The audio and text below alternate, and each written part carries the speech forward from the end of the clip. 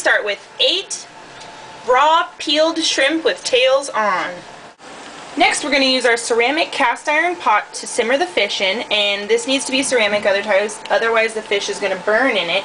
And I have buttered it, though you cannot tell. You're also going to need a bushel of green onions or shallots, chopped, which is going to layer the bottom of the pan. And as you can see, we're taking our tilapia fillets and we're going to very tightly pack them on top of the chopped chives, green onions, and the butter. The onions on the bottom definitely help the fish to not stick to the bottom, as well as give the bottom of the fish a really nice flavor. You can cluster because, like I said before, we are poaching the fish, and so it's going to be filled with water and white wine anyways. We're going to pull out our J.A. Henkel International knives, which are super sharp. Don't lick them. And you're going to chop the rest of the green onions just about 2/3 of the way up, because the farther you go up, the drier they get, and they really have no flavor on that. And you're just going to chop them really finely, because these are going to go on top of the fish. So they're essentially just going to be floating in the poaching liquid, but they lend a really nice flavor to the fish. I wouldn't advise eating them after the poaching, because they kind of are going to absorb a lot of the fishy flavor. And over here, if you look at our fish, I have very lightly seasoned them with some salt and pepper to taste. I didn't taste the raw fish, but the salt and pepper is a nice flavor additive to the poaching liquid. And now what we're going to do is we're going to sprinkle the chives, don't cut your hand, all over the top of the fish, because like I said, this is just going to float in the poaching liquid and lend a really nice organic flavor.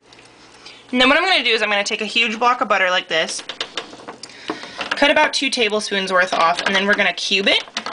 And this is going to go on top of the fish, and essentially it really doesn't matter the size of the pieces, it's just going to melt a lot quicker the smaller the pieces are. And you're going to put this on top of the fish. Those chives are making my eyes water. And you're going to put this on top of the fish, and it's essentially just going to melt into the poaching liquid, so it's really irrelevant where you put it, but I'm human and like patterns, and so I like to spread it out really evenly. They really are bothering my eyes. Ugh. Kill it. Okay, so because I'm a loser and I can't seem to find my measuring cup anywhere, what we're going to do is we're going to put 1.5 cups of any white wine of your choice, whichever you prefer. You can also drink it with the dinner later if you'd like. You're going to put 1.5 cups of white wine into your ceramic, cast iron, whatever that your fish is in. There's our white wine. And then I'm also going to go ahead and put in 1.5 cups water, which you're not going to see on camera because, like I said, I have to go to the sink now. Okay, so next what you want to do, you definitely want to have this prepared beforehand, but because, like I said, I'm not very smart, I don't think ahead, and I kind of feed off the stress of the situation, you want to have a nice piece of parchment paper, and you're going to butter out of it. Because this is going to sit on top of your fish when you put it in the stove after it simmers on top of the stove. And this kind of keeps the heat into your cast iron ceramic dish, as well as prevents any splatter or boiling onto your stove, because otherwise the inside of your oven is going to smell like a nasty fish for the rest of your life, or until you clean it.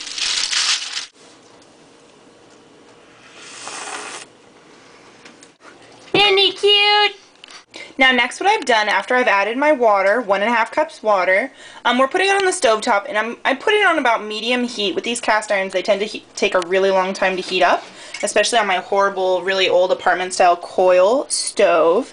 We put it on medium heat, and we're just going to bring it to a simmer, and then that's when we're going to actually lay the buttered parchment paper on top of the cast iron porcelain thing.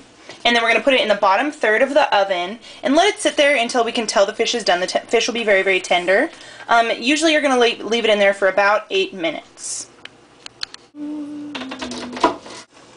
Okay, so as you can see, we've got a really nice light simmer going on. Nothing serious, no boil. What I'm going to do is I'm going to immediately cover it with our buttered parchment paper. We're going to open up the oven and get no, technically I don't need a hot plate. Grab your little handles. And you're going to slide it into the bottom third of the pan. Use a hot pad if you're smarter than me. And we're going to leave it there for 8 to 12 minutes, depending on how much fish you put in. I put 4 pretty big pieces, so I'm going to leave it in for 12. So we've definitely taken this out. It's been 12 minutes in the oven, and as you can see, the fish remained firm and beautiful, but it's going to be very supple and tender. We're going to take it out of the liquid very gently so we don't snap any of the nice, firm, supple fish. Because what we're going to do is we're going to use this poaching liquid to make our sauce. And I broke one. And so what you do is after you remove all the fish into this little pan, I'm going to put that buttered wax paper, buttered parchment paper back on top of this to keep it warm, and we're going to start working fast. Okay. What we're going to do with our sauce now is we're going to put it on high heat. We're going to boil it as fast as we can at really high temperature to boil all the liquid down until we get kind of a syrupy sauce going. And then we're going to throw in Parmesan cheese and a little bit more butter, and we're going to whip it really fast with a whisk because we're not babies and we're not going to use a mixer.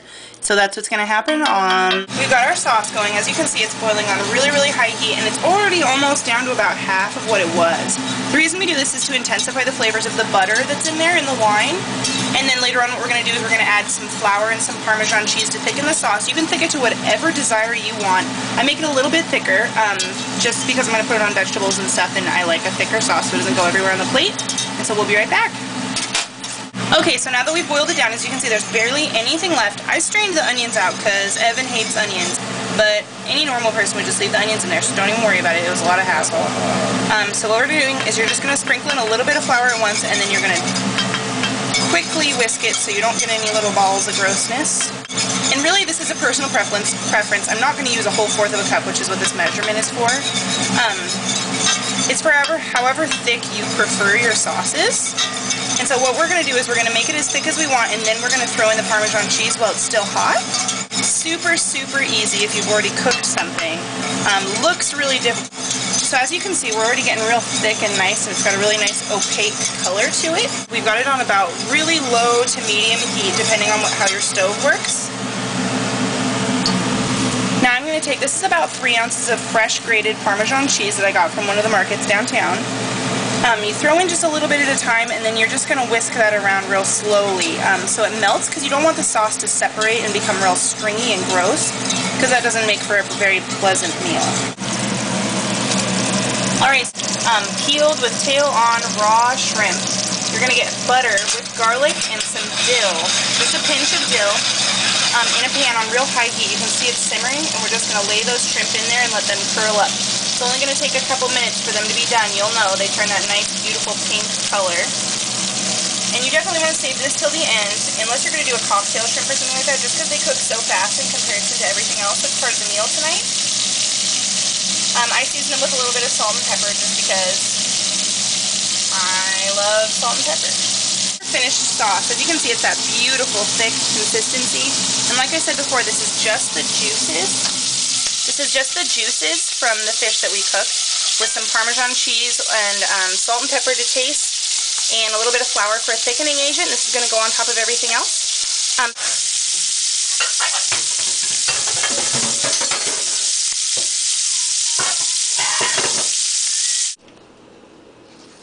Alright, so this is our finished plate. Obviously not that beautiful because I have not gone to cooking school and I don't know how to plate.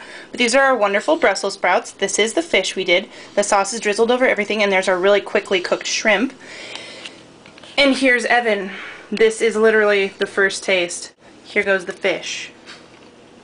It's good.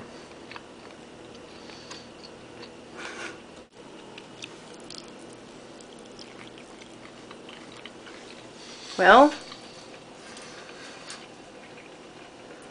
on a scale of 1 to 10, where would you rate this meal?